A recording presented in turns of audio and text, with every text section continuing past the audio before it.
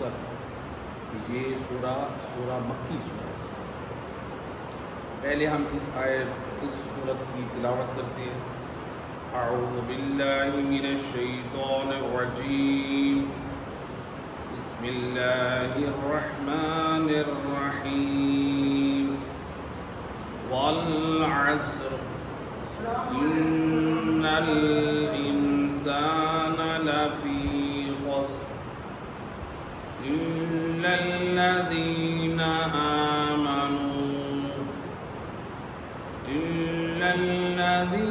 آمنوا وعملوا الصالحات وتواصوا بالحق وتواصوا بالصبر، صدق اللہ العلی العظیم۔ اللہم صل علی محمد وعلی آلہ محمد۔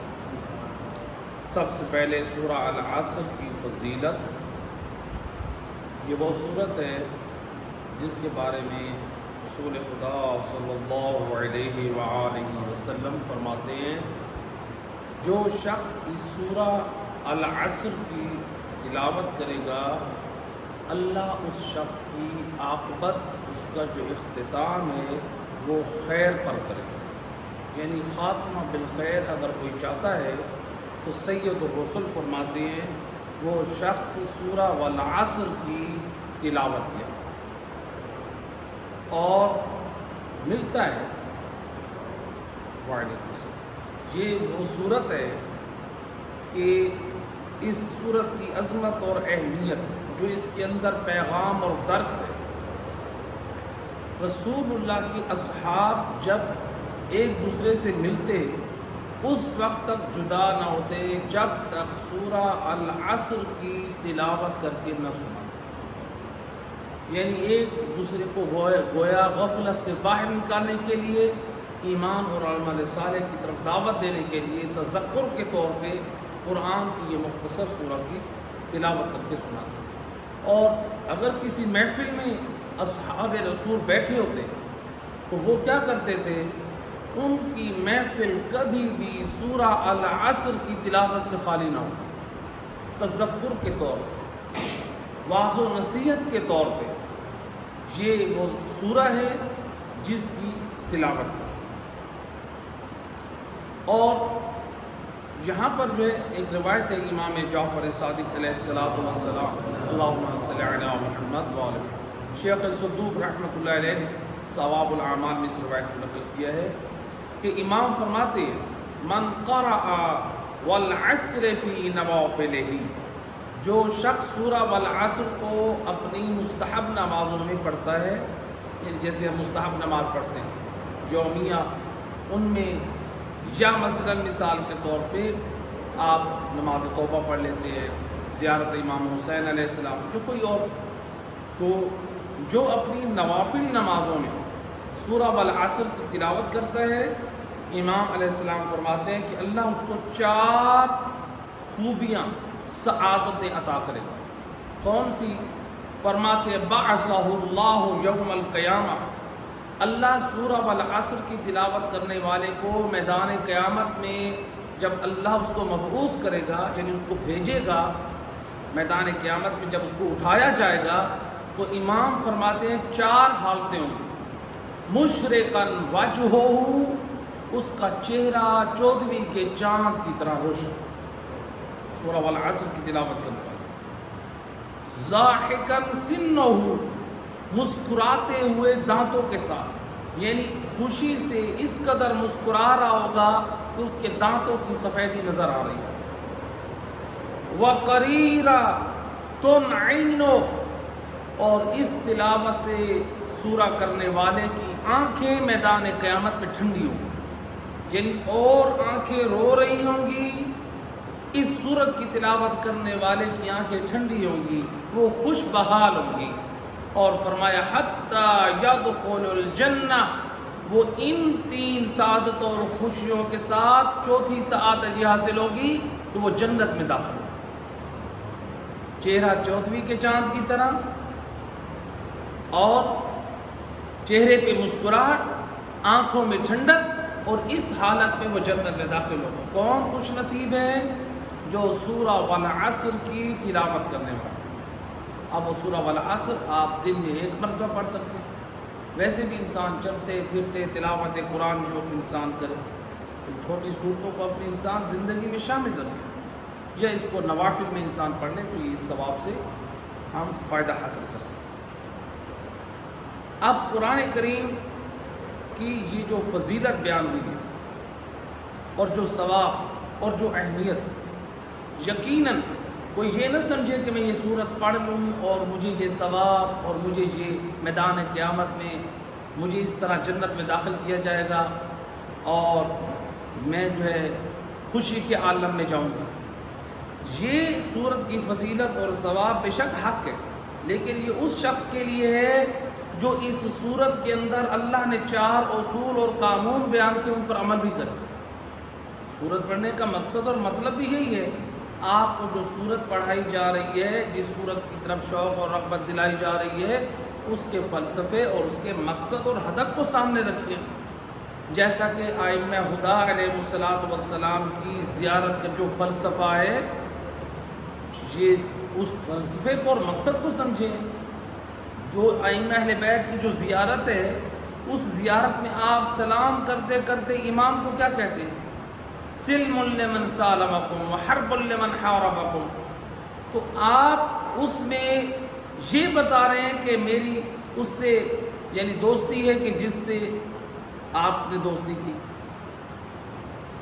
یعنی جس سے میں اس سے دوست رکھتا ہوں جس سے آپ نے دوستی کی، میں اس سے جھگڑالو ہوں، یعنی میری اس سے جنگ ہے جس سے آپ کی جنگ ہے۔ اور اس میں ہم زیارت میں یہ بھی کہتے ہیں وَأَشْهَدُ أَنَّكَ قَدْ أَقَمْتَ الصَّلَاةَ وَأَعْطَيْتَ الزَّكَاةَ وَأَمَرْتَ بِالْمَعْرُوفِ وَنَهَيْتَ عَنِ الْمُنكَرِ۔ اس میں بتا رہے ہیں کہ امام حسین علیہ السلام کا کربلا میں قیام کا مقصد کیا تھا۔ تو یہ جب بھی ہم صورتیں پڑھیں یا زیارتیں پڑھیں، ان میں مقصد یہ ہے کہ انسان یہ دیکھے اس زیارت پڑھانے کا، اس زیارت پہ جانے کا جو ثواب ذکر ہے، اس کا مقصد کیا ہے۔ اصل میں زائر کو کربلا یا نجف یا مشہد بلا کر خدمت امام میں اس کی زبان پر اس زیارت میں وہ مقصد بیان کر کے حجت تمام کر دی جاتی ہے کہ دیکھو جن کی ولایت تم پر ہے، تمہیں جو ہے وہ عمل صالح سے بے نیاز نہیں کی ہے۔ اعمال صالح یہ وہ اعمال ہیں جو زیارت نامے میں تم پڑھ کے جا رہے ہو کہ ان کی زندگی کا مقصد اور ہدف کیا تھا۔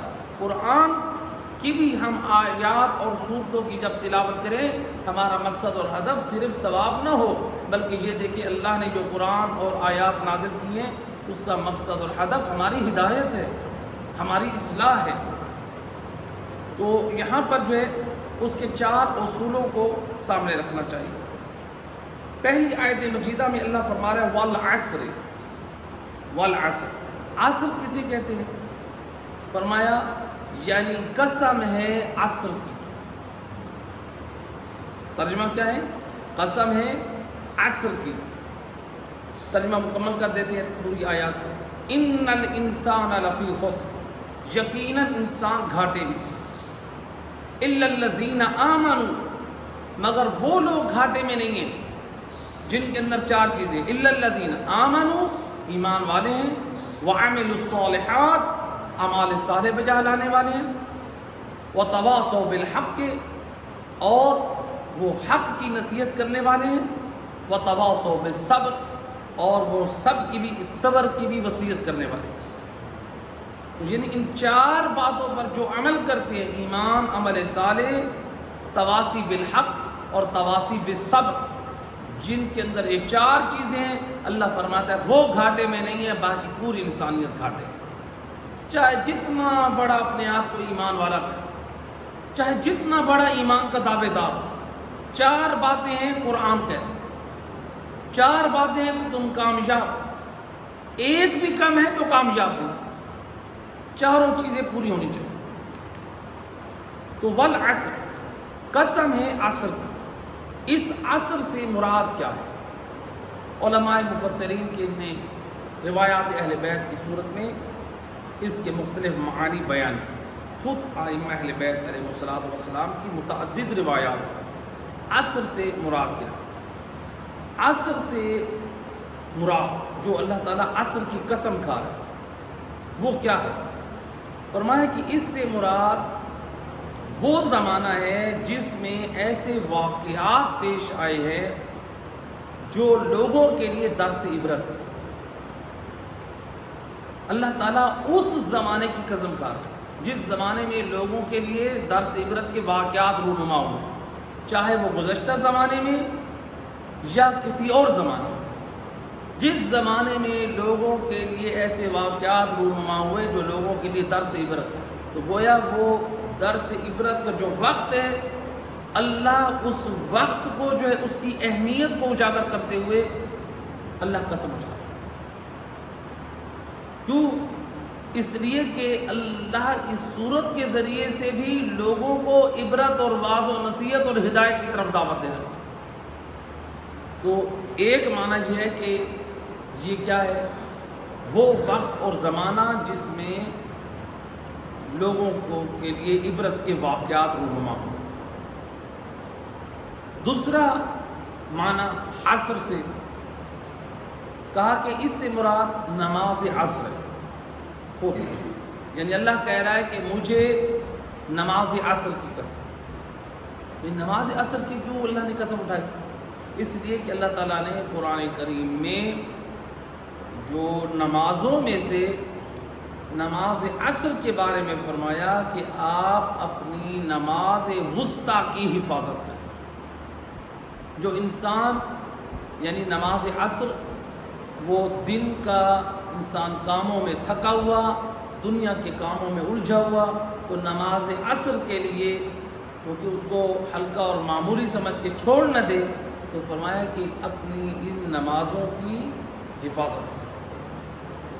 چونکہ اسلام میں نمازوں کے 5 اوقات ہیں، اس لیے اگرچہ ہم شیعہ خیر البریہ نماز ظہر اور عصر کو اکٹھا ملا کر پڑھتے ہیں اور برادران اہل سنت جو ہے وہ جدا جدا پڑھتے ہیں، ہمارے فقہاء امامیہ شیعہ امامیہ بھی یہی فرماتے ہیں آپ ہر نماز کو اس کی فضیلت کے وقت میں پڑھیں گے، یہ افضل ہے، مستحب ہے اور یہ ثواب ہے. علیحدہ علیحدہ پڑھیں. لیکن اگر ہم اکٹھا پڑھ رہے ہیں تو کیا یہ ہم غلط کر رہے ہیں؟ نہیں. ہمارے پاس رسول اللہ صلی اللہ علیہ وآلہ وسلم کی سیرت موجود ہے اور رسول اللہ کی پاک آل کی سیرت موجود ہے کہ اکٹھی نمازیں کر کے پڑھنا بھی سنت سے ثابت ہے. تو ہم یہ اکٹھی کر کے پڑھتے ہیں، یہ بھی سنت سے ثابت ہے. علیحدہ علیحدہ پڑھنا یہ بھی سنت سے ثابت ہے، یعنی ہمارا عمل سنت سے جدا نہیں.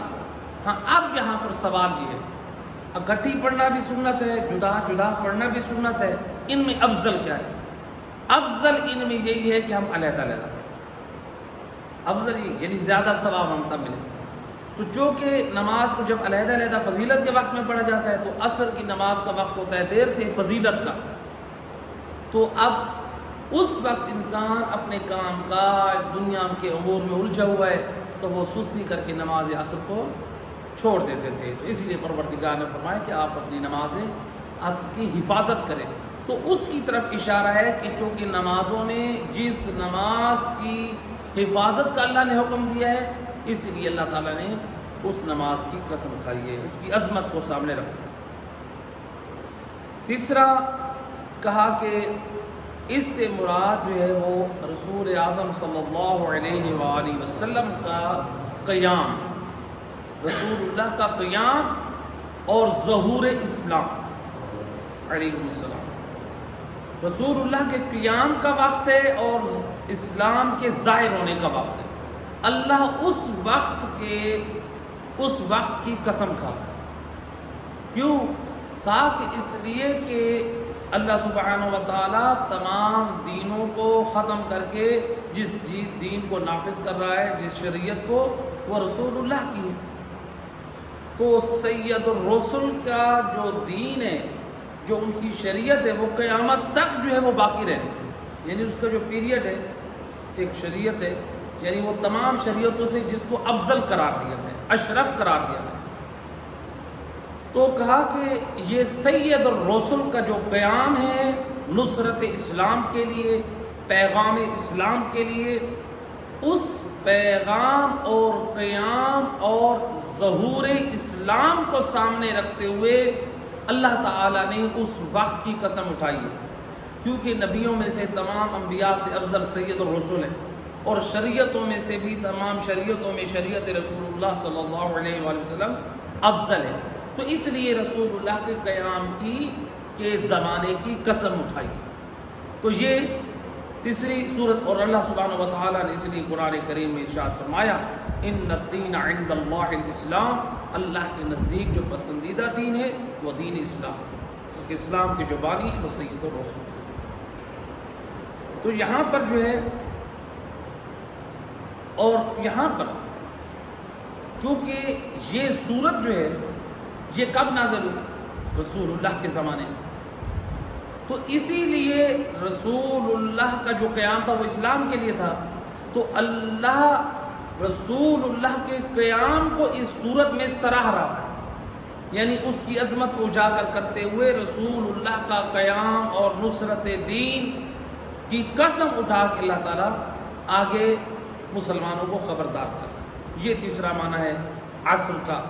چوتھا معنی کا ہے عصر کا، تفسیر میں جو روایات میں بیان ہوا، فرمایا اس سے مراد زمانہ قائم آل محمد علیہ الصلاۃ والسلام، اللہم صلی علی محمد، امام زمان علیہ الصلاۃ والسلام کا زمانہ ہے، اس کو عصر اللہ تعالیٰ نے یعنی قیام امام مہدی علیہ الصلاۃ والسلام کے وقت کی قسم اٹھائی۔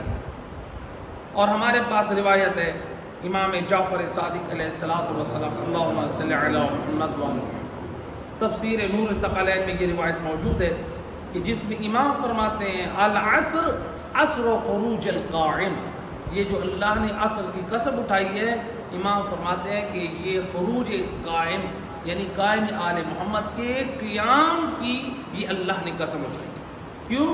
چونکہ امام مہدی علیہ الصلاۃ والسلام کا جو قیام ہے اسی طرح جو رسول اللہ کا قیام تھا، سید الرسل نے بھی اسلام کی نصرت کے لیے قیام کیا، باطل نظریات، عقائد، شرکیات، کفریات اور گمراہیوں کی رد میں رسول اللہ کا قیام تھا۔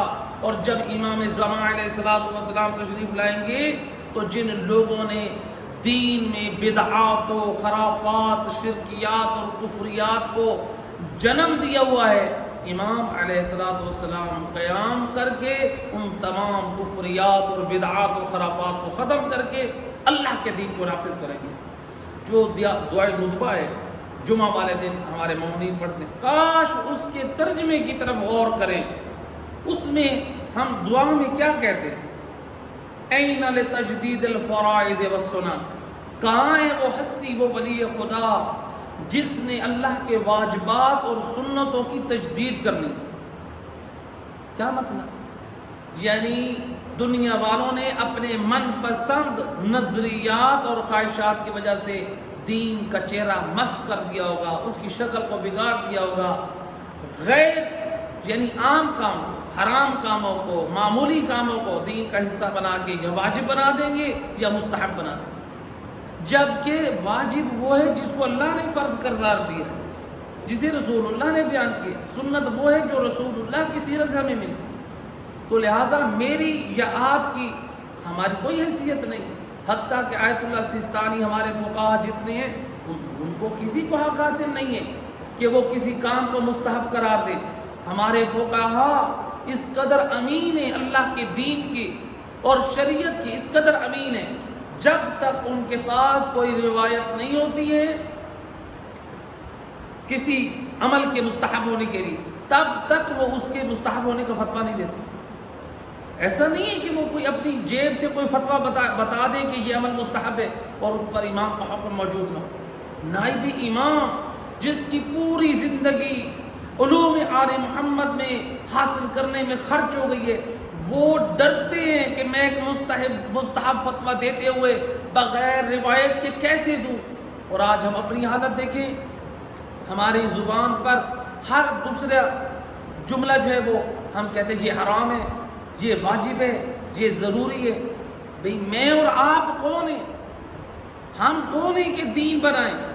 آیت اللہ سستانی، آیت اللہ خوئی، یہ بڑے بڑے فقہا، اللہ کی سلامتی اور رحمتیں ہوں ان بزرگ علماء پر جو گزر چکے ہیں اور جو موجود ہیں، اللہ ان کی حفاظت فرمائے. جب وہ یہ حق نہیں رکھتے کہ دین میں اپنی جیب سے کوئی چیز ایجاد کرے، میں اور آپ کو مولا علی علیہ السلام فرماتے ہیں من افتى بغیر علم فقد کفر. فرماتے ہیں او علی والو سن لو علی کی زبانی، جو شخص بغیر علم کے فتویٰ دیتا ہے وہ مجھ علی کی نگاہ میں کافر ہے. ہم لوگ کہتے ہیں یہ حرام ہے، فلاں چیز حلال ہے، اس کو داخل کرنا چاہیے، یہ میرا دل کہتا ہے. نہ میرے دوست، ہمیں حق حاصل نہیں.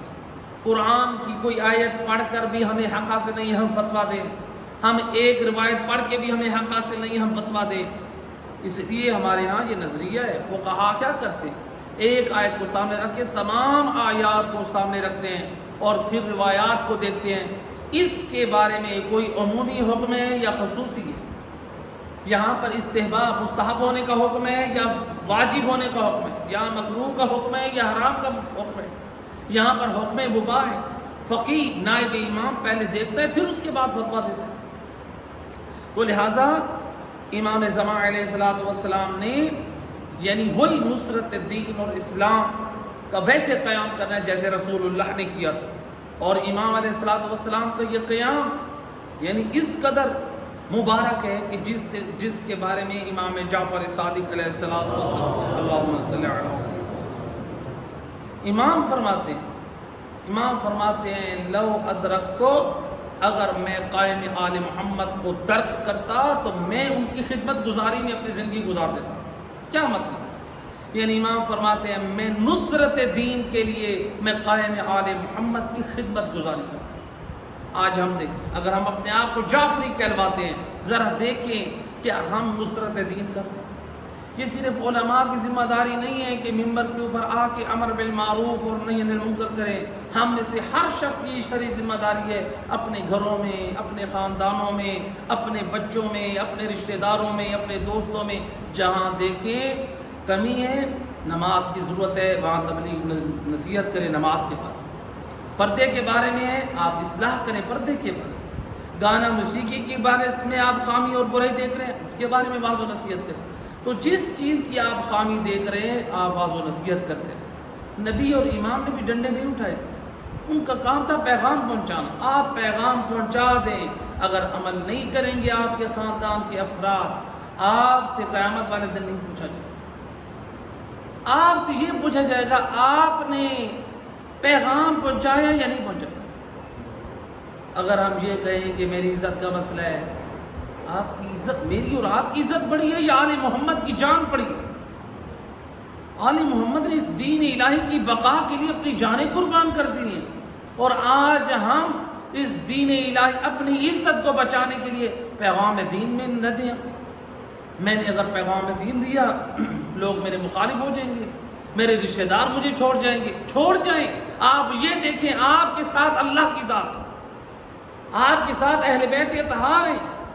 آپ کیوں لوگوں کو معیار بنا رہے ہیں؟ معیار ذات خدا ہے، معیار ائمہ اہل بیت ہے. ہمارا ہر عمل اللہ کی خوشنودی کے لیے. تو لہٰذا یہ امام علیہ السلام فرماتے ہیں اگر میں امام کو ترک کروں تو میں ان کی نصرت کروں. کیسا یہ زمانہ ہے؟ امام زمان علیہ السلام کی غیبت کا زمانہ. خوش نصیب ہے، روایت میں ملتا ہے کہ سید الرسول نے ایک مرتبہ دعا کی، اے اللہ مجھے میرے بھائیوں سے جلد ملحق کر دے، ملا دے. رسول اللہ کے اصحاب موجود تھے. کہا یا رسول اللہ آپ کے بھائی کون ہیں؟ آپ نے فرمایا آخری زمانے میں میرا فرزند قائم آل محمد کے زمانے میں جو مومن ہوں گے وہ میرے بھائی ہیں، میں ان سے ملحق ہونے کی دعا کروں. اصحاب کہتے ہیں یا رسول اللہ ہم آپ کے بھائی نہیں ہیں، ہم نے آپ کی نصرت کی، ہم نے زحمتیں اٹھائیں، ہم نے اپنی کتنے عزیزوں کو، جوانوں کو قربان کیا. کسی کا بھائی مارا گیا، کسی کا باپ مارا گیا، کسی کا بیٹا مارا گیا. ہم نے قربانیاں دی، ہم نے زحمتیں اٹھائیں، ہم نے تکلیفیں جھیلی، ہم نے اپنے وطن کو چھوڑا. کیا ہم آپ کے بھائی نہیں ہیں؟ اللہ اکبر. سید رسول کیا فرماتے ہیں تم میرے دوست ہو، میرے بھائی وہ ہیں جو قائم آل محمد کے زمانے میں جو مومنین ہیں وہ میرے بھائی۔ کیوں؟ اس لیے اللہ کے رسول فرماتے ہیں تم لوگوں کے لیے تو آسانی ہے۔ تلوار کے ساتھ جہاد کیا، اس وقت کی صحبتیں، کہا کہ یہ آسانی ہے۔ کیوں؟ اس لیے کہ تم میں میں موجود ہوں، تم تک پیغام پہنچا۔ وہ زمانہ وہ ہوگا کہ جب اس زمانے کے مومنین سفیدی پر سیاہی دیکھ کر ایمان لائیں گے، یعنی قرآن مجید، علوم آل محمد، احادیث کی کتابیں۔ یہ کہا کہ جس زمانے میں یعنی قرآن اور احادیث کی کتابوں پر لوگ ایمان لائیں گے، یعنی جس میں میں نہ ہوں گا، میرا فرزند تو ہوگا، یعنی زمانہ غیبت ہوگا، لیکن اس کے علم کے وارث علماء قرآن اور سنت کے ذریعے سے ان کی ہدایت کریں، وہ میرے بھائی، ان کا رتبہ بلند ہے۔ کیوں؟ اس لیے امام علیہ السلام فرماتے ہیں، امام زین العابدین علیہ السلام، اللہم صلی علی محمد، امام فرماتے ہیں قائم آل محمد کا زمانہ وہ ہے کہ جس میں صبح سے شام تک ہاتھ پہ جلتا ہوا انگارہ لے کر اپنی ہتھیلی پہ کھڑا ہونا آسان ہوگا، اور اپنے دین اور ایمان کی سلامتی کرنا مشکل ہوگا۔ یہ وہ زمانہ ہے جس میں مومن اگر اپنے ایمان کی سلامتی کرے تو کامیاب ہے۔ ایسے لوگوں کے بارے میں رسول اللہ نے فرمایا وہ میرے بھائی ہیں جو اپنے ایمان کی سلامتی کے ساتھ رہے، جو تقوی اور پرہیزگاری کے ساتھ زندگی گزارے، وہ میرے ساتھ رہے۔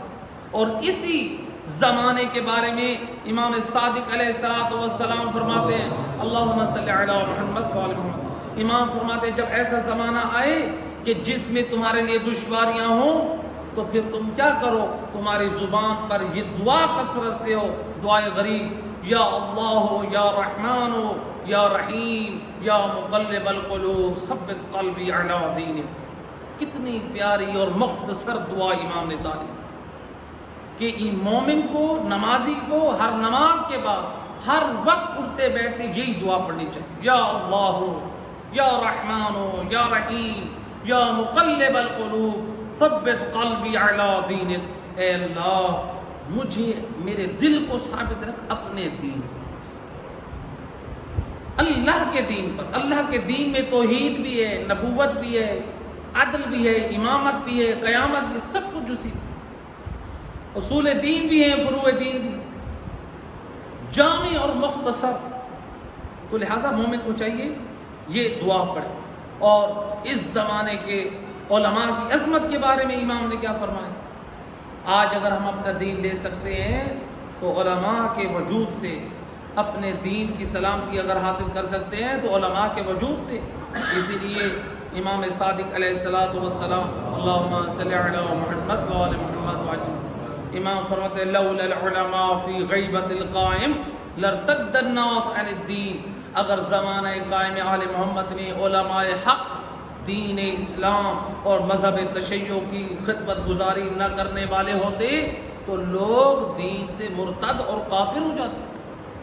دیکھ لیں، میں اس حدیث کا تجزیہ کیا کرتا ہوں، آپ دیکھ لیں ذرا گھروں میں، ذرا ہر شخص اپنے گھروں میں نگاہ ڈالے، جو لوگ، جو خاندان وابستہ نہیں ہے علماء سے، دیکھ لیں ان کے گھر میں کتنے نمازی لوگ، دیکھ لیں وہ لوگ کتنے تقلید کے پابند ہیں، وہ لوگ کتنی شریعت کے پابند ہیں، ان کے عقیدے توحید کس قدر صحیح ہے، ان کے عقائد و نظریات کس قدر صحیح ہیں۔ علماء کو جو سننے والے، ظاہری بات ہے علماء نے ان کو کبھی عقیدہ توحید سنانا ہے، کبھی عقیدہ نبوت سنانا ہے، کبھی قیامت کا عقیدہ سنانا ہے، کبھی امامت کا عقیدہ سنانا ہے، کبھی ان کو جو ہے وہ مستحبات کی طرف، کبھی واجبات کی طرف۔ تو جب ہم علماء سے ہی دور رہیں گے تو پھر کیا ہوگا؟ ہمارے نوجوانوں کو، ہمارے بچوں کو غسل جنابت کا پتہ نہیں۔ آپ کے اسی ملتان شہر میں، مناسب نہیں سمجھتا میں نام لوں، ملتان شہر میں ایک جگہ پہ جب میں نے درس دیا غسل جنابت کے فوائد اور نہ کرنے کے نقصانات، وہاں پر ایک نوجوان میرے پاس آیا اور مسجد آ کر کہتے ہیں کہ قبلہ جو آپ نے بیان کیا، مجھے تو غسل جنابت کا طریقہ نہیں، بڑا افسوس ہو۔ میں نے کہا فوراً اس مسجد سے بات کیا ہے، 2.5 سال اس کی شادی کو ہو چکے۔ یہ کس کی کمزوری ہے، یہ کس کی بدبختی ہے؟ کیا صرف ہم علماء کو قصوروار قرار دیں؟ ان والدین کی کوئی شرعی ذمہ داری نہیں ہے۔ باپ اپنی اولاد کو ہر چیز سکھا سکتا ہے، اس کو نفع اور نقصان کے سارے راستے بتا سکتا ہے، کاروبار کے، جائیداد کی ہر چیز سکھا سکتا ہے، کہ اس کو یہ واجب غسل کا طریقہ نہیں سکھا سکتا؟ 2.5 سال جس نوجوان کو شادی شدہ ہو گیا ہے اس کو غسل جنابت نہیں آتا۔ اب بتائیں جو آج وہ آیا ہے مسجد میں غسل جنابت اس نے سنا ہے اور سیکھا ہے، وہ کتنا وقت ہو گیا تھا وہ مسجد میں آ رہا تھا بغیر غسل کے اور نمازیں پڑھ رہا تھا؟ تو لہٰذا ہمیں ہر شخص کو، علماء بھی اپنی شرعی ذمہ داری ادا کریں، یقیناً جو کرنے والے ہیں وہ کر رہے ہیں، اور مومنین کو بھی اپنی شرعی ذمہ داری کو ادا کرنی چاہیے۔ معاشرے کا کوئی فرد ہو، چاہے وہ عام ہو یا خاص ہو، اہل علم ہو یا عام لوگ ہوں، جو اپنی شرعی ذمہ داری نہیں کرے گا وہ اللہ کا بھی مجرم، وہ رسول اللہ کا بھی، اللہ کے دین کا مجرم ہے۔ تو لہٰذا یہ چیز، تو لہٰذا یہ 4 معنی ہو گئے کس کے؟ عصر۔ پہلا معنی عصر کا جو ہم نے کیا ہے کہ ایک صلوات پڑھ دے محمد و اہل بیت۔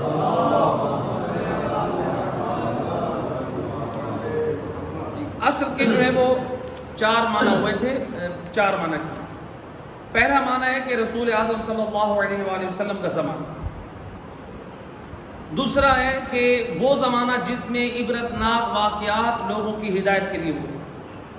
تیسرا نماز عصر، اللہ نے اس کی قسم اٹھائی، احتمال۔ چوتھا یہ ہے کہ عصر سے مراد یعنی امام زمانہ علیہ السلام کے قیام کا وقت ہے۔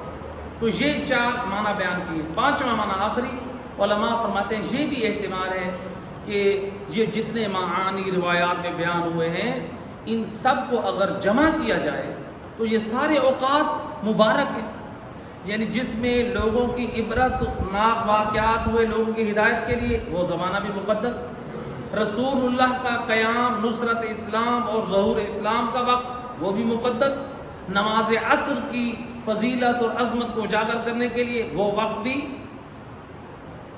پرعظمت، اور اسی طرح قیام امام زمان علیہ السلام نصرت دین کے لیے وہ بھی صاحب عظمت۔ تو ان تمام اوقات کی اللہ نے قسم اٹھا کے فرمایا ان الانسان لفی خسر، ان تمام مقدس زمانوں کی قسم انسان گھاٹے میں۔ اللہ نے ان الانسان لفی خسر، انسان گھاٹے میں۔ انسان سوچ رہے کہ میں فائدے میں ہوں، میں نفع میں جا رہا ہوں، میں پروفٹ میں جا رہا ہوں، میرے لیے سب خیر ہی خیر ہے۔ اللہ فرما رہے انسان گھاٹے میں۔ کیا فرمایا؟ ان الانسان لفی خسر، انسان گھاٹے میں۔ گھاٹا کسی کہتے ہیں، نقصان کسی کہتے ہیں۔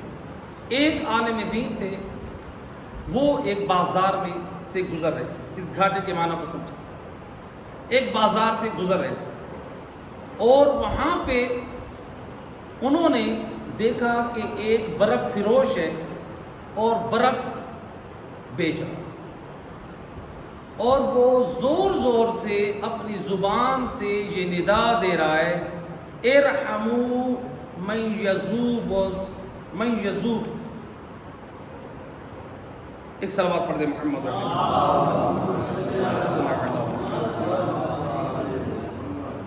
ہاں، وہ بار بار اپنی زبان میں یہ جملہ کہہ رہے ارحموا من یذوب رأس مالہ، اے لوگو اس شخص پہ رحم کرو جس کا راس المال پگھلا جا۔ راس المال یعنی جس کا اصل مال، جس کو آپ لوگ موڑی بولتے ہیں، جس کا سارا کچھ پگھلا جا رہا ہے، برباد ہو۔ برف بیچنے والے کو اگر کوئی اسے نہ خریدے کیا ہوگا؟ برف پگھلتی جائے گی، اصل مال بھی بیچارے کا ضائع ہو، یعنی اس کو پرافٹ، خسارہ اس کو کہتے ہیں۔ یعنی اصل مال جس کا برباد ہو جائے کہتے ہیں کہ اس کو خسارہ ہو۔ تو کہا کہ اے لوگو اس شخص کے حال پہ رحم کرو جس کا اصل مال بھی برباد ہو رہا ہے، پگھلا جا رہا ہے۔ اس عالم دین نے جب یہ جملہ سنا تو دیکھیں جو علماء ہوتے ہیں جب قرآن میں التفات رکھتے ہیں، توجہ رکھتے ہیں، تو کس قدر ہدایت ملتی ہے۔ مولا علی علیہ السلام فرماتے ہیں دنیا میں تمہارے ارد گرد ہر چیز میں تمہارے لیے نصیحت ہے، تمہارے لیے عبرت ہے۔ عالم تھا، اس نے جب یہ سنا، برف فروش یہ جملہ ادا کر رہا ہے، ندا لگا رہا ہے، انہوں نے اس جملے میں ہدایت اور نصیحت حاصل کہا کہ یہ تو قرآن کی آیا ان الانسان لفی خسر کی گویا معنی کو سمجھا دیے۔ اللہ کہہ رہے انسان گھاٹے میں ہے، اور یہ کہہ رہا ہے کہ میری زندگی یہ جو ہے میرا مال بگڑا جا رہا ہے۔ اللہ بھی تو یہی سمجھا رہا ہے، اے انسان غفلت سے باہر آ جا، خواہشات اور شہوات کی زندگی نہ گزار، تیری زندگی کے اوقات جیسے جیسے گزر رہے ہیں اور تو گمراہی اور بے دینی کی طرف ہے تو تیرا سارا کچھ برباد ہو۔ نفع حاصل کر اس زندگی میں اعمال صالح کا، نفع حاصل کر اس زندگی میں سنت نبی اور آل نبی کا، نفع حاصل کر اس زندگی میں تو عبادت الہی کا، یہ نفع حاصل کر۔ تو یہ گویا یہ ایک معنی تھا سمجھانے کے لیے کہ خسران میں کون ہے، گھاٹے میں کون ہے۔ تو اس کے بعد اللہ سبحانہ و تعالیٰ نے اس آیت کے بعد سمجھا دیا، دیکھو انسانیت ہے تو گھاٹے میں، لیکن اللہ کی نگاہ میں کامیاب صرف وہ مومن ہیں، وہ افراد ہیں جن کے اندر 4 خصوصیات۔ کیا فرمایا؟ الا الذین آمنوا وعملوا الصالحات وتواصوا بالحق وتواصوا بالصبر۔ اللہ فرماتا ہے کہ جن کے اندر یہ 4 باتیں ہیں وہ گھاٹے میں نہیں ہیں۔ پہلی چیز ایمان، دوسری چیز عمل صالح، تیسری چیز تواصی بالحق، اور چوتھی چیز تواصی بالصبر۔ تو اب آتے ہیں ان 4 چیزوں کی طرف کہ جن کو اللہ سبحانہ و تعالیٰ نے اس آیت مجیدہ میں بیان کر کے گویا سمجھا دیا، اس دنیا کے بازار میں اگر کوئی فائدہ اٹھا سکتا ہے تو یا وہ ایمان کے ذریعے سے، یا پھر وہ عمل صالح کے ذریعے سے، یا پھر تواصی بالحق کے ذریعے سے، یا پھر وہ صبر کے ذریعے سے وہ اس سے فائدہ اٹھا سکتا ہے۔ یہاں پر ایک روایت میں نقل کر دوں، امام علی نقی علیہ السلام، اللہم صلی علی محمد، چونکہ دنیا کو انسان کو کیا کہا ہے؟ انسان گھاٹے میں، فائدہ اٹھانے والے کو امام کیا فرماتے؟ امام علی نقی علیہ السلام امام فرماتے الدنیا سوق ربح فیہا قوم وخسر آخرون۔ امام فرماتے ہیں دنیا ایسا بازار ہے جس میں کچھ لوگوں نے فائدہ حاصل کیا اور کچھ لوگ گھاٹے میں چلے گئے۔ امام فرماتے ہیں یہ دنیا بازار ہے، نیک اعمال کے ذریعے سے فائدہ حاصل کریں، اپنی آخرت بنائیں، آپ اس دنیا سے گھاٹا نہ بنائیں، گھاٹا حاصل نہ کریں۔ جیسے نہج البلاغہ میں امیر المومنین علیہ السلام فرماتے ہیں الدنیا مزرعۃ الآخرہ، دنیا آخرت کی کھیتی ہے، آپ جو کچھ جہاں بوئیں گے اس کے مطابق آپ کو نتیجہ، فصل آپ کو قیامت کے میدان میں ملے گی۔ آپ برائیاں کریں گے اس کی فصل، اس کی جزا آپ کو قیامت میں ملے گی۔ آپ اچھائیاں اور خیر انجام دیں گے اس کی فصل اور نتیجہ خیر آپ کو وہاں پہ ملے گی۔ تو لہٰذا یہ 4 چیزیں ہیں مومن کے کامیاب ہونے کے لیے۔ نمبر 1 ایمان، نمبر 2 عمل صالح، نمبر 3 حق کے ساتھ حق کی وصیت، اور نمبر 4 صبر کی وصیت۔ ایک صلوات پڑھ دے محمد وعلی محمد۔ یہاں پر یہ 4 چیزیں، ایمان پہلی چیز ہے ایمان۔ اب دیکھنا ہے کہ ایمان کیا ہے۔ ایمان شیعہ علماء متکلمین، یعنی متکلمین کہتے ہیں علماء جنہوں نے عقائد کے اوپر، عقائد علم کلام، عقائد کے علم پر جو علماء نے کتابیں تعریف کی ہیں اس کو کہتے ہیں علماء متکلمین۔ علم کلام اس کو کہتے ہیں، جو عقیدہ توحید اور ہمارے عقائد پر جو کتابیں لکھتے ہیں، جو اس کے اسپیشلسٹ ہوتے ہیں، ان کو کہتے ہیں علم کلام کے اسپیشلسٹ۔ تو اب ہمارے علماء شیعہ امامیہ فرماتے ہیں کہ ایمان کی تکمیل کے لیے ضروری ہے کہ انسان کے دامن میں 5 چیزیں اصول میں سے عقیدہ توحید، عقیدہ عدل، عقیدہ نبوت، عقیدہ امامت اور عقیدہ قیامت، یہ ضرور ہے۔ علماء فرماتے ہیں کہ روایات آل محمد کی روشنی میں ایمان کی 2 قسمیں، ایک ایمان عام ہے اور ایک ایمان خاص ہے۔ ایمان عام کیا ہے؟ کہا رسول اعظم صلی اللہ علیہ وآلہ وسلم پر اور ان کی تعلیمات پر ایمان رکھنا، اس کو کہتے ہیں ایمان عام۔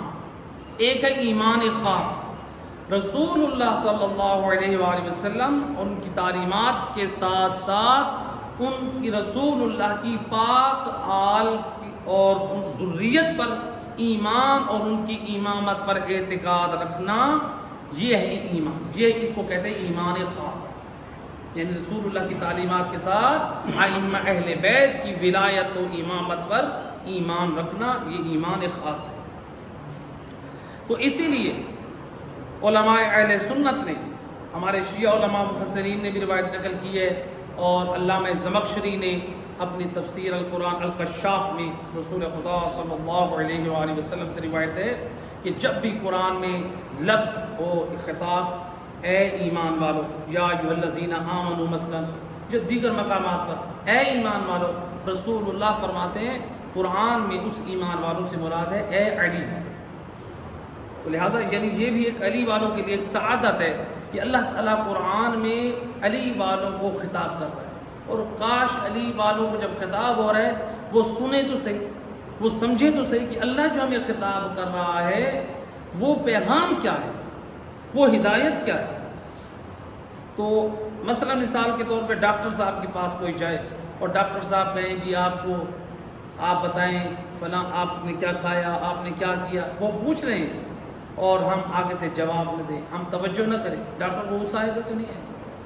اللہ جو ہمیں قرآن میں خطاب کر رہا ہے اے علی والو فلاں کام کرو، فلاں کام کرو، فلاں کام کرو، فلاں چیز چھوڑ دو، فلاں چیز سے پرہیز کرو، فلاں چیز سے پرہیز کرو، فلاں سے پرہیز کرو، فلاں چیز کو بجا لاؤ۔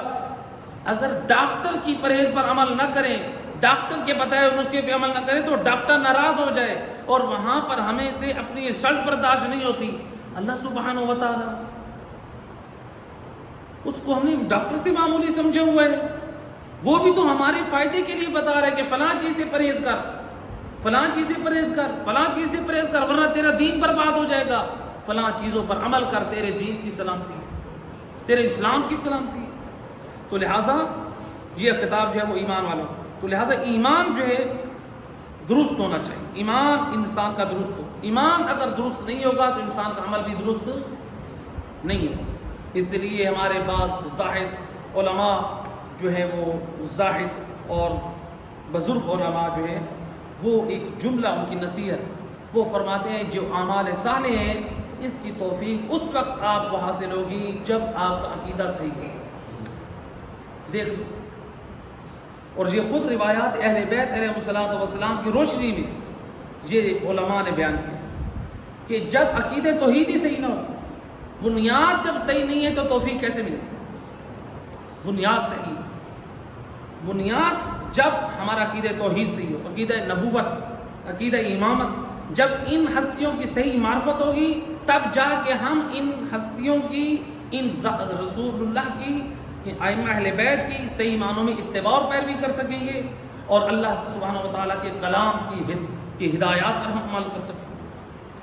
اب یہاں پر میں ایک مثال دیا کرتا ہوں، دیکھیں مثال تقریب ذہنی کے لیے، ہم نے ایک بلب دیا، نیا بلب لے کے آپ نے لگایا، جب بلب آپ نے لگایا، آپ نے بٹن آن کیا تو یہ ہوا کہ اس میں جو بلب تھا وہ لائٹ کبھی زیادہ کرتا ہے کبھی کم کرتا ہے۔ آپ کیا سمجھے اس سے؟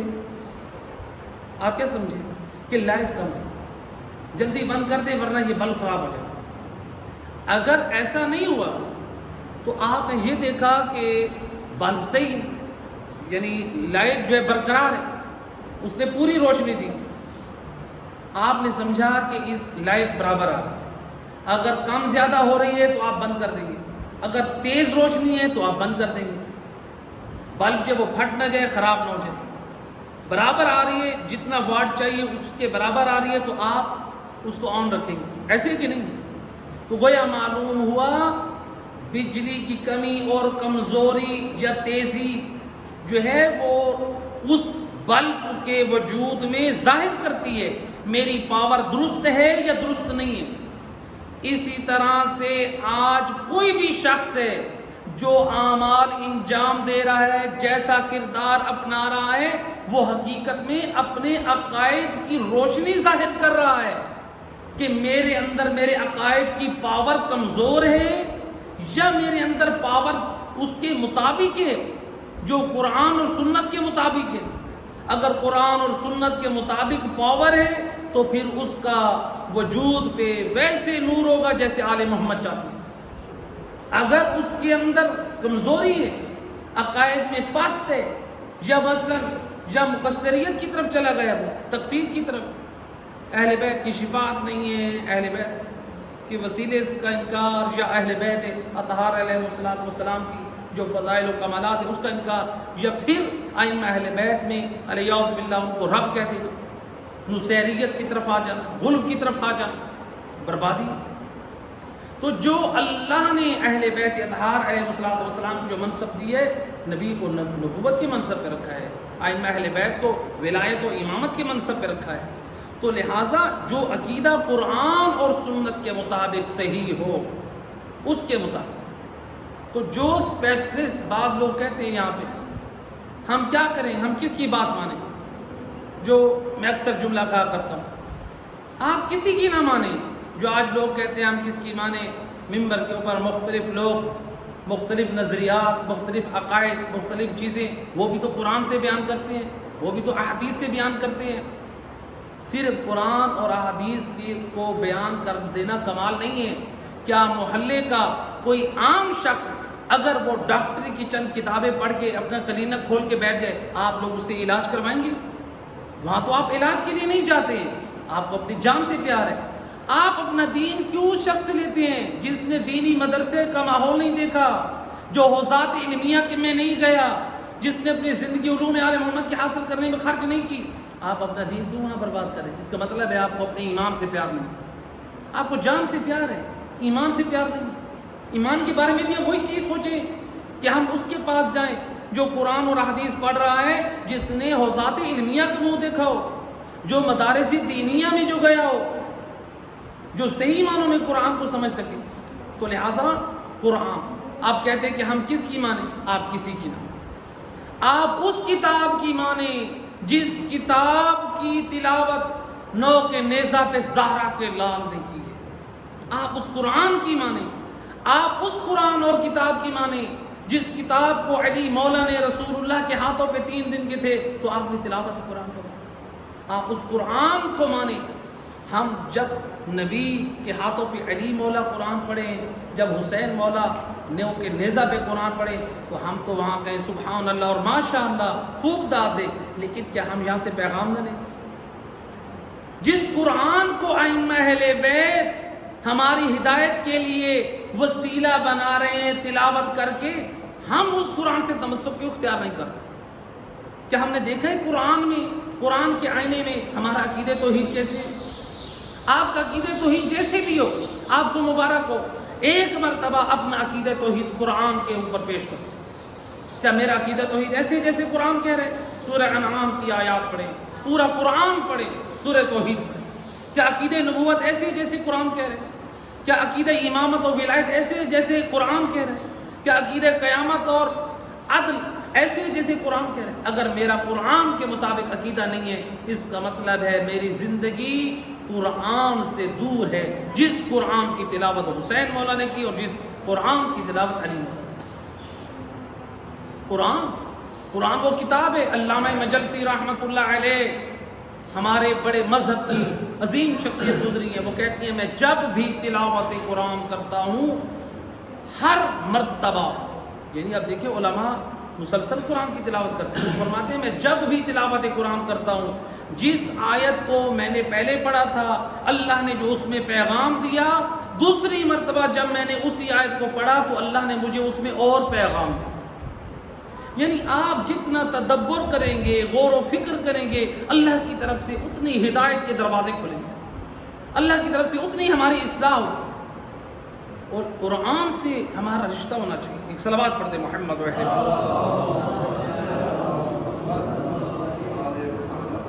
تو لہٰذا یہ ہے ایمان۔ دوسری چیز کیا ہے؟ 4 چیزیں بیان ہوئی مومن کی کامیاب ہونے کی۔ پہلی چیز کیا ہے؟ ایمان۔ دوسری چیز ہے عمل صالح۔ عمل صالح کیا؟ یہ کوئی خاص عمل نہیں بلکہ ہر شائستہ عمل، ہر اچھا عمل اس کو عمل صالح کہا ہو، چاہے وہ عبادت میں سے ہو، چاہے انفاق فی سبیل اللہ خیرات میں سے ہو، چاہے وہ معمولی کام راستے میں سے پتھر کا ہٹانا ہو جس کو یہ صدقہ قرار دیا گیا، چاہے وہ بڑے کام میں سے ہو، چھوٹے کام میں سے ہو یا چاہے بڑے کام میں سے ہو۔ اس لیے رسول خدا صلی اللہ علیہ وآلہ وسلم فرماتے ہیں اللہم صلی علی محمد، آپ فرماتے ہیں یا علی، راہ خدا میں دنیا و ما فیہا، دنیا اور دنیا میں جتنا چیزیں بھرا ہوا سونے سے جس کے اوپر سورج کی روشنی پڑے، دنیا و ما فیہا، دنیا اور دنیا میں جو کچھ ہے اور اس پہ روشنی پڑے، اتنی مقدار کے برابر اے علی تو راہ خدا میں سونا تقسیم کر دے۔ اے علی یہ کام اتنا افضل نہیں ہے تیرے لیے جتنا یہ افضل ہے تیرے وجود سے ایک شخص ہدایت پا جائے، ایک شخص کا ہدایت پا جانا یہ افضل ہے۔ راہ خدا میں پوری کائنات سونے کے برابر تقسیم کرنا یہ افضل نہیں۔ لوگوں کے ہدایت کے بارے میں سوچیں، تو لہذا چھوٹا کام ہو اس کو بھی صدقہ قرار دیا گیا ہے، بڑا کام ہو وہ بھی صدقہ ہے۔ علماء وہ اپنا فریضہ انجام دے رہے ہیں، آپ اپنے اعتبار سے واضح و نصیحت کریں، خاندان والوں میں، رشتہ داروں میں۔ تو لہٰذا عمل صالح، یہاں پر عمل صالح کے حوالے سے ہمارے پاس قرآن کریم، آپ دیکھیں ذرا غور کرنے کی ضرورت ہے۔ آج اگر کوئی یہ کہے کہ مجھے عمل صالح کی ضرورت نہیں ہے، تو کون ہے عمل صالح کی تجھے ضرورت نہیں ہے؟ اللہ قرآن میں اپنے نبیوں کو کہہ رہا ہے کہ تمہیں عمل صالح کی ضرورت ہے۔ میں اور آپ کون ہیں؟ عمل صالح ضروری ہے۔ آئے قرآن کریم کی آئے مجیدہ میں سورہ مومنون کی آیت نمبر 51 میں اللہ سبحانہ و تعالیٰ فرما رہا ہے یا ایھا الرسل قولوا من الطیبات واعملوا صالحا، اے رسولو، اللہ اپنے نبیوں سے کہتا ہے اے رسولو، اللہ یعنی پاک و پاکیزہ چیزیں کھاؤ اور عمل صالح بجا لاؤ۔ کیا نبی عمل صالح نہیں بجا لاتے؟ نبی تو ہیں ہی اللہ کے صالح بندے۔ اللہ اپنے نبیوں سے کہہ رہا ہے اے میرے رسولو، اے رسولو، پاک و پاکیزہ چیزیں کھاؤ اور عمل صالح بجا لاؤ۔ جب نبیوں کو، رسولوں کو اللہ یہ حکم دے رہا ہے، پھر میں اور آپ کون ہو سکتے ہیں ہم کہیں کہ ہمیں عمل صالح کی ضرورت نہیں ہے؟ عمل صالح نبیوں کے لیے ضروری ہے، اللہ قرآن میں کہہ رہا ہے۔ کیا ہم نبیوں سے افضل ہیں؟ رسولوں میں حتیٰ کہ سید الرسل کی ذات بھی شامل ہے۔ جس نبی کی اتباع ہم پر واجب ہے، جس نبی کی اتباع میں ہمارے لیے نجات ہے، ایسے ہے کہ نہیں؟ تو عمل صالح میں ان کو بھی حکم ہے، حالانکہ یہ وہ ہستیاں ہیں جن کے عمل صالح کی اتباع کا ہمیں حکم ہے۔ تو لہٰذا عمل صالح میں اللہ یہ حکم اپنے نبیوں کو دے کے گویا لوگوں کو خبردار کر رہا ہے کہ دیکھو کبھی یہ نہ سمجھنا کہ ہمیں عمل صالح کی ضرورت نہیں ہے۔ جب میں اپنے نبیوں کو حکم دے رہا ہوں تو تمہاری کوئی حیثیت نہیں، حالانکہ اللہ نے اپنے نبیوں کو نمائندہ بنا کر بھیجا ہے، وہ ہادیان برحق ہیں۔ ہم سب پر انبیاء اور ائمہ ہدیٰ کی اتباع واجب ہے، جن ہستیوں کی ولایت اور محبت فرض ہے، اتباع بھی انہی کی فرض ہے۔ اسی طرح سورہ نحل کی آیت نمبر 97 میں، آیت نمبر 97 اللہ فرماتا ہے من عمل صالحا من ذکر او انثى وهو مؤمن فلنحيينه حياة طيبة ولنجزينهم اجرهم۔ کتنی پر عظمت آیت مجیدہ ہے. اللہ فرماتا ہے جو شخص عمل صالح بجا لائے، جو شخص من عمل صالحا، جو شخص عمل صالح بجا لائے، من ذکر او انثى، مرد ہو یا عورت، وہو مومن، لیکن وہ صاحب ایمان. وہ کیا ہو؟ صاحب ایمان. عمل صالح بجا لانے والا مرد ہو یا عورت ہو صاحب ایمان، تو اے اللہ پھر کیا ہے؟ فرماتا ہے فَلَنُحْيِيَنَّهُ حَيَاةً طَيِّبَةً، ہم ان کو پاک زندگی عطا کریں. یعنی جب ہم ان کو زندہ کریں گے تو وہ پاک زندگی گزاریں گے. تو اس کے بعد فرمایا وَلَنَجْزِيَنَّهُمْ أَجْرَهُمْ، اور اللہ فرماتا ہے ہم انہی لوگوں کو اجر عطا کریں گے، انہی لوگوں کو جو عمل صالح کے ساتھ اللہ کی بارگاہ میں گئے ہیں. تو یہ جو ہے، اس کے بعد دیکھیں اللہ نے عمل صالح کا تقاضا کیا.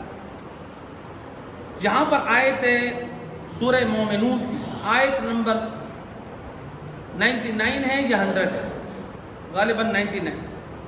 بہرحال ایک آیت پیچھے یا آگے، 99 آیت نمبر یا 100 یعنی 100. آیت میں اللہ فرما رہا ہے رب ارجعون لعلی اعمل صالحا. اس وقت انسان کیا تمنا کرے گا جب انسان مر جائے؟ مرنے کے بعد انسان کیا تمنا کرے گا؟ اے میرے پروردگار مجھے پلٹا، میں عمل صالح بجا لاؤں، فیما ترکتو، جو میں نے عمل صالح دنیا میں چھوڑ دیے. اے اللہ میں وہ عمل دوبارہ کر کے آؤں گا، یعنی میں عمل صالح جو میں نے چھوڑے ہیں کاش میں پلٹ جاؤں تو وہ عمل صالح کر لاؤں. اللہ فرماتا ہے قَلَّا إِنَّهَا كَلِمَةٌ هُوَ قَائِلُهَا، ہرگز یہ ان کہنے والوں کی صرف بات ہے، یہ زبانی باتیں ہیں. یہ ایسے کہہ رہے ہیں، آج سزا کو عذاب کو دیکھ کے کہہ رہے ہیں اگر ہم یہ دنیا میں ہوتے کاش پلٹ جائیں تو ہم یہ اعمال کر کے بجا لائیں. اللہ فرماتے ہیں یہ ان کا زبانی دعویٰ، یہ عمل کرنے والے نہیں ہیں. ایک اور مقام میں سورہ انعام کی آیت نمبر 28 آیت میں اللہ سبحانہ وتعالیٰ فرما رہا ہے لو ردوا لعادوا لما نہوا عنہ وانہم لکاذبون. اللہ فرما رہے اگر انہیں واپس بھیج دیا جائے تو یہ پھر وہی بدعمالیاں کریں گے. اگر ان کو واپس بھیج دیا جائے یہ کیا کریں گے؟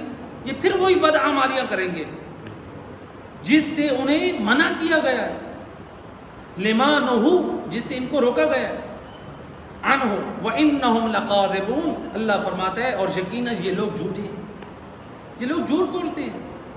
یہ جو آج قبر میں یا قیامت میں کہیں گے اللہ ہمیں بھیج دے اور ہم اعمال صالح بجا لائیں گے، اللہ سورہ انعام میں فرما رہا ہے یہ لوگ جھوٹے ہیں. جن چیزوں سے ان کو روکا ہے یہ پھر وہی کام کریں، یہ رکنے والے لوگ نہیں. اللہ جانتا ہے، وہ عالم. تو دوسرا عمل کیا تھا؟ ایمان، اور کیا ہے؟ عمل صالح. ایک صلوات پڑھ دے محمد صلی اللہ علیہ وسلم. یہاں پر ایک آیت مجیدہ اور باقی دو چیزیں ہیں بس مختصر. امام علی علیہ السلام، امام الموحدین کے جانے والے امام کیا نصیحت فرما رہے ہیں؟ فرماتے ہیں نفس المرء خطاہ الی اجلہ، نہج البلاغہ. امام فرماتے ہیں مومن کا سانس اس کو اس کی موت کی طرف لے کے جاتا ہے. مومن کا ہر سانس اس کی موت کی طرف اس کو لے کے جاتا ہے. انسان توبہ کرے، استغفار، انسان عمل صالح کی طرف توجہ کرے، غور و فکر کرے. تو لہٰذا یہاں پر جو تیسرا نقطہ ہے وہ ہے وتواصوا بالحق. اللہ فرماتا ہے کہ حق کی وصیت. حق کی وصیت سے کیا مراد ہے؟ حق کی وصیت سے مراد یہ ہے کہ لوگوں کو امر بالمعروف اور نہی عن المنکر کرے.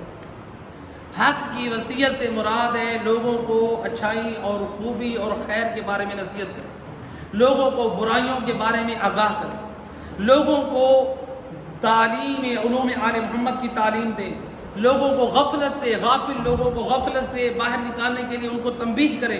یہ ہے حق.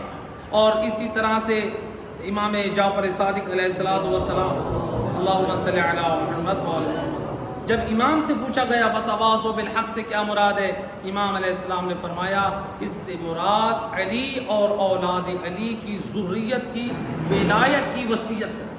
لوگوں کو اہل بیت کی محبت و ولایت کی طرف دعوت دے. دنیا والوں کو یعنی اپنے اخلاق اور کردار اور علم کے ذریعے سے مذہب آل محمد کی طرف دعوت، اس میں کامیابی ہے۔ تو اسی لیے اللہ کے رسول فرماتے ہیں علی مع الحق والحق مع علی، علی حق کے ساتھ ہے اور حق علی کے ساتھ ہے۔ فقط رسول اللہ نے یہ نہیں فرمایا، اس کے بعد فرماتے اللہم در الحق حیث من دار، اے اللہ تو حق کو ادھر پھیر جدھر علی جائے۔ یہ نہیں کہا کہ علی کو ادھر بھیج جدھر حق ہو، کہا نہیں، حق کو ادھر بھیج جدھر علی جائیں، یعنی جس نے حق کو تلاش کرنا ہے وہ علی کی پیروی کرے، جس نے حق تلاش کرنا ہے وہ علی کو تلاش کرے۔ اگر علی کو چھوڑ کر کوئی حق تلاش کرنا چاہے وہ گمراہ تو ہو سکتا ہے، وہ کامیاب نہیں ہو سکتا۔ اگر آپ علی کو کے پیچھے رہیں گے تو آپ حق پر رہیں گے۔ تو لہٰذا یہاں پر آخری نقطہ وتواصوا بالصبر، اللہ سبحانہ و تعالیٰ فرما رہا ہے کہ صبر و استقامت کی اللہ نے یعنی اس میں نصیحت، یعنی صبر اور استقامت کے ساتھ مومن کو چاہیے نصیحت بھی کرے دوسروں کو اور خود بھی عمل کرے۔ مولا علی علیہ السلام فرماتے ہیں اللہم صلی علی محمد، امام فرماتے ہیں کہ جو خود عمل نہیں کرتا وہ دوسروں کو بھی دعوت نہیں دیتا، اپنے اندر یہ جذبہ پیدا کرے، عمل کی دعوت، عمل بھی کرے دوسروں کو بھی دعوت دے۔ تو لہٰذا وتواصوا بالصبر، یعنی صبر اور استقامت کی نصیحت اور وصیت کریں، رشتہ داروں میں، لوگوں میں، خود بھی عمل کرے دوسروں کو بھی کہے۔ صبر کیا ہے؟ صبر کے چار مقام۔ صبر مختصر صبر ہے نمبر 1 اطاعت میں صبر کرنا، یعنی اللہ نے جو حکم دیا نا اطاعت کا اس پہ صابر رہے۔ کیا مطلب؟ یعنی ثابت قدم رہے۔ اللہ نے کہا نماز پڑھنی ہے، صبر یعنی اسی پہ نماز پہ قائم ہے، یعنی اس حکم سے عدول نہ کرے، یہ ہے صبر۔ اللہ نے کہا حج کریں، حج کریں، اس پہ صبر کرنا ہے، یعنی اس سے رکنا، اس سے ہٹنا نہیں ہے، اسی پہ صبر کرنا ہے، اسی پہ ٹھہرنا ہے۔ صبر کا مطلب یہی ہے نا، ٹھہر جائیں، رک جائیں۔ تو لہٰذا صبر یعنی اسی پہ اب ثابت قدم رہے، اطاعت کریں۔ ایک صبر ہے اطاعت، دوسرا صبر کس میں ہے؟ دوسرا صبر ہے خواہشات اور گناہوں کے وقت صبر کریں، اپنی خواہشات کو کنٹرول کریں، رک جائیں، یعنی خواہشات اور برائیوں کو انجام نہ دیں۔ کسی نے آ کر پوچھا یا رسول اللہ بندہ سادہ ہوں، مختصر عمل بتائیں جس سے جنت کی ضمانت ملے۔ آپ فرماتے ہیں پھر مختصر جواب یہ ہے تو اپنا ایک قدم اپنی خواہشات پہ رکھ، تیرے دوسرے قدم کے جنت میں جانے کی ضمانت میں نبی دیتا ہوں۔ یہ ہے صبر، خواہشات پر صبر۔ تیسرا صبر مصائب اور مصیبتوں پر صبر کرنا۔ امام علی علیہ السلام فرماتے ہیں جو مصیبت پر صبر نہیں کرتا، روتا پیتا ہے، جزا فضا کرتا ہے، وہ اور مصیبت میں مبتلا ہوتا ہے۔ آپ صبر کریں، اللہ اجر دینے والا ہے، اللہ آپ کے لیے راستہ نکالنے والا ہے۔ آپ لوگوں کے سامنے رو کے اپنے لیے اللہ کے غضب کو دعوت دے رہے ہیں، آپ اللہ کا شکوہ کر رہے ہیں لوگوں کے سامنے رو کے، اللہ کو سب کچھ مانیں، اسی سے اپنی حاجت کے لیے آپ سوال کریں۔ تو لہٰذا یعنی مصیبت کے وقت مومن کو صبر کرنی چاہیے۔ اور چوتھا صبر ہے مال اور سرمایہ انسان کا تلف ہو جائے تو انسان اس پہ بھی صبر کرے، تو صبر کرے انسان، مال اور سرمایہ تلف ہو جائے انسان نہ کہ رونا پیٹنا شروع کر۔ آخری بات صبر کے حوالے سے ملتا ہے کہ رسول معصوم صلوات پڑھتے ہیں ائمہ اہل بیت علیہ السلام سے روایت، معصوم فرماتے ہیں کہ میدان قیامت میں جب بڑے بڑے شہداء کو جنت کی طرف بھیجا جائے گا، وہ جنت کی طرف بڑی عزت و شان کے ساتھ، استقبال کے ساتھ جنت میں جب جیسے داخل ہوں گے تو وہ دیکھیں گے جنت کے اندر کچھ اور لوگ موجود ہیں، حیران پریشان، بار الہ یہ کون ہے؟ ہمارا جو یعنی استقبال فرشتوں نے کیا، انبیاء نے کیا، اوصیاء نے کیا، یہ ہم سے پہلے جنت میں کون ہے؟ ان کا رتبہ ہم سے بڑا ہے جو ہم سے پہلے آ گئے ہیں؟ آواز قدرت ہے کہ جی ان کا رتبہ تم سے بڑا ہے۔ کون ہے؟ وہ شہداء جو رسول اللہ کی نصرت کرتے ہوئے جنہوں نے جام شہادت پایا، جنہوں نے اپنے بچوں کو، اپنے جوانوں کو، اپنے باپ کو قربان کے نصرت اسلام کی، وہ کہیں گے خود قربان ہوئے، یا اللہ یہ کون ہے، یہ بڑے کون ہیں ہم سے، جو کس عظمت کے مالک ہیں یہ؟ آواز قدرت آئے گی، یہ وہ لوگ ہیں جو غریب مسکین لوگ ہیں، یہ سادات لوگ ہیں جو غریب لوگ ہیں، یہ غرباء و مساکین اور سادات۔ انہوں نے کیا کیا تھا؟ انہوں نے غربت اور مصیبت اور فقر تنگ دستی پہ صبر کیا تھا۔ تم نے، روایت کے جملے اللہ کی طرف سے خطاب ہوگا، تم ایک مرتبہ تلوار و تیر سے ذبح ہوئے تھے، یہ غربت اور پریشانی بدحالی کی وجہ سے ہر روز ذبح ہوتے تھے، لیکن اللہ کے علاوہ کسی سے شکوہ نہ کرتے تھے، یہ صبر کی زندگی گزارتے تھے، اسی لیے اللہ نے ان کو آپ سے جنت میں بڑا رتبہ عطا کیا۔ مومن کو صابر رہنا چاہیے، شاکر رہنا چاہیے، شکر کے ساتھ زندگی گزاریں، صبر کے ساتھ زندگی گزاریں۔ بارہ الہ